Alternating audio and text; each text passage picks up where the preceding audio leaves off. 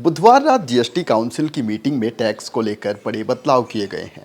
केंद्र सरकार ने जीएसटी की 18% और 28% टैक्स स्लैब को हटा दिया है। अब 5%, 12% और 40% टैक्स स्लैब ही बचा है।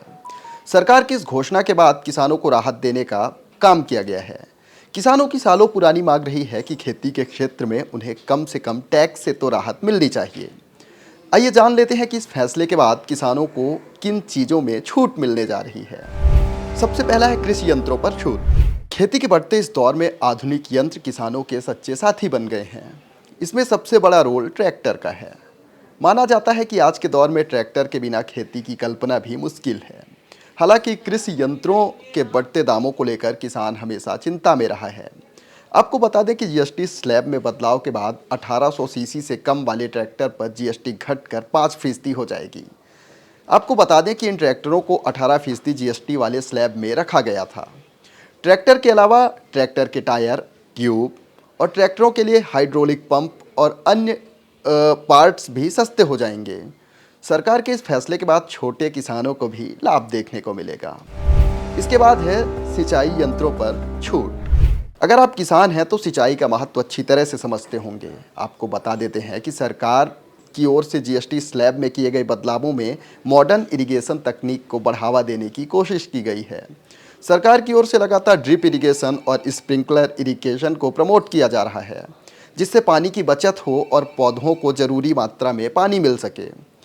इसके लिए 15 हॉर्स पावर से कम वाले फिक्स्ड स्पीड डीजल इंजन, कटाई, थ्रेशरिंग मशीनरी, कंपोजिट मशीन आदि को भी 12% से घटाकर 5% टैक्स स्लैब में लाया गया है, जिसके बाद इनकी कीमतों में कटौती होगी। इसके अलावा उर्वरकों में भी छूट मिल रहा है। उर्वरक उत्पादन के लिए प्रमुख कच्चे माल के दर में भी कटौती की गई है।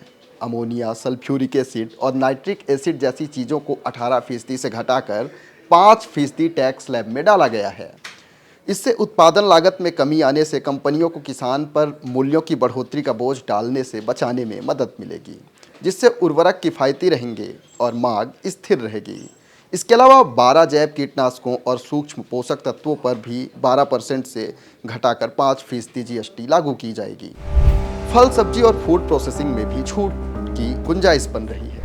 जीएसटी काउंसिल की मीटिंग के बाद टैक्स की दरों में बदलाव करते हुए प्रोसेस्ड फूड में भी बदलाव किए गए हैं। फल सब्जियों को प्रोसेस करके बनाई गई चीज़ों को भी 12% टैक्स के दायरे से निकालकर 5% टैक्स के दायरे में लाया गया है।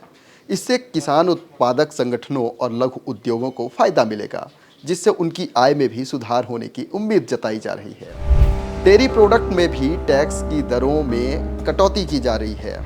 सरकार ने रोजमर्रा के इस्तेमाल होने वाले मिल्क प्रोडक्ट्स और डेयरी प्रोडक्ट को 12% स्लैब से निकालकर 5% स्लैब के दायरे में ला दिया है।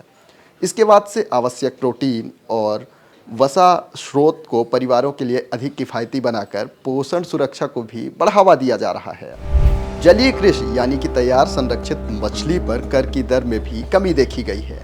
इससे देश भर में जलीय कृषि, विशेष रूप से मत्स्य पालन को बढ़ावा मिलने की उम्मीद जताई जा रही है। इसके अलावा प्राकृतिक शहद में भी मधुमक्खी पालकों, आदिवासी समुदाय और ग्रामीण स्वयं सहायता समूहों को सीधा लाभ होगा। इन चीज़ों को भी 5% जीएसटी के दायरे में लाया गया है। सौर ऊर्जा और कॉमर्शियल गाड़ियों में भी छूट देखी जा रही है। खेती किसानी को बड़े पैमाने में लाभ दिलाने के लिए सरकार की ओर से सौर ऊर्जा और माल वाहक वाहनों की खरीदी पर टैक्स दरों में कटौती की गई है। आपको बता दें कि सौर ऊर्जा आधारित उपकरणों पर जीएसटी 12% से घटाकर 5% हो जाएगी। इसके अलावा कॉमर्शियल माल वाहक यानी ट्रक, डिलीवरी वैन आदि को 28% टैक्स के दायरे से निकालकर 18% स्लैब में लाया गया है। इन वाहनों की बीमा दर को 12% स्लैब से निकालकर 5% स्लैब में भी लाया जाएगा। इससे माल वाहक वाहनों को भी बढ़ावा मिलेगा, जिससे कृषि उत्पादकों को एक जगह से दूसरी जगह पहुंचने में रफ्तार आएगी। अगर ये वीडियो आपको पसंद आया है तो इसे लाइक ज़रूर करें। अगर चैनल अभी तक सब्सक्राइब नहीं किया है तो कर लें और नोटिफिकेशन पाने के लिए बेल आइकन भी दबा दें।